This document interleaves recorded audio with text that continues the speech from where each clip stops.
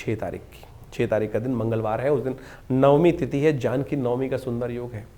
भगवती का प्रादुर्भाव हुआ था। ग्रह नक्षत्रों के दृष्टिकोण से आपके ग्रह कई मामलों में अच्छे दिखाई देते हैं, लेकिन थोड़ा खर्चा बढ़ने के योग बनते दिखाई दे रहे हैं। अननेसेसरी खर्चों से बचने का प्रयास कीजिएगा। थोड़ा सा स्वास्थ्य के मामले में थोड़ा ध्यान रखने की ज़रूरत रहेगी।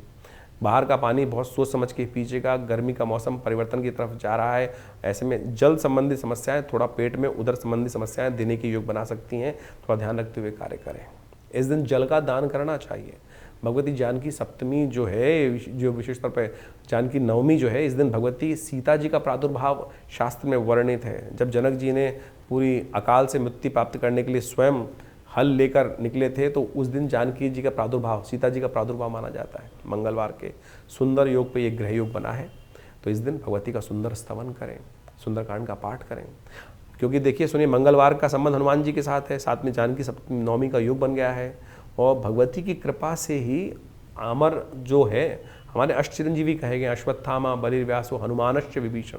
हनुमान जी अजर अमर कैसे हुए?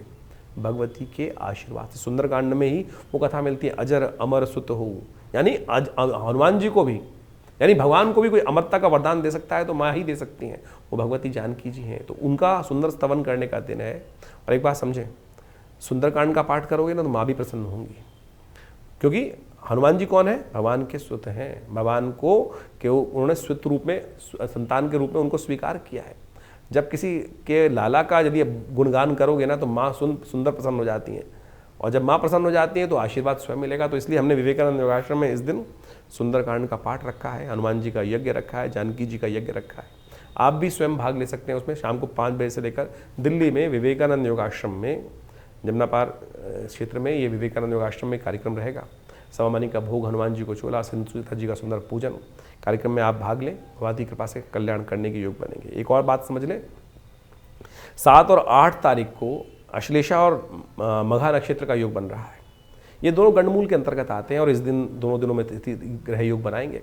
तो ऐसे में जो जातक इन नक्षत्रों में जन्म लेते हैं, उनके माँ बाप को ध्यान रखना चाहिए कि बड़े बूढ़ों को उनकी मूल शांति करा लेनी चाहिए। मूल शांति 27 दिन होती है, और 27 दिन तक 1,000 मंत्र का नित्यपति जप कर कर उसका दशांश यज्ञ किया जाता है, और 27वें दिन बच्चे के निमित्त उस मूल शांति का पूर्णाहुति की जाती है। लेकिन कई लोग केवल 27वें दिन केवल ब्राह्मण भोजन कराकर और 27 जगह की मट्टी लाकर ही काम खत्म कर देते हैं। उससे कुछ नहीं होने वाला है, मूल शांति नहीं होने वाली। पूरा विधान है शास्त्र के दृष्टिकोण से, वो कराना चाहिए, नहीं तो मूल शांति होगी ही नहीं, और फिर वो जीवन पर्यंत कष्ट देती रहेगी।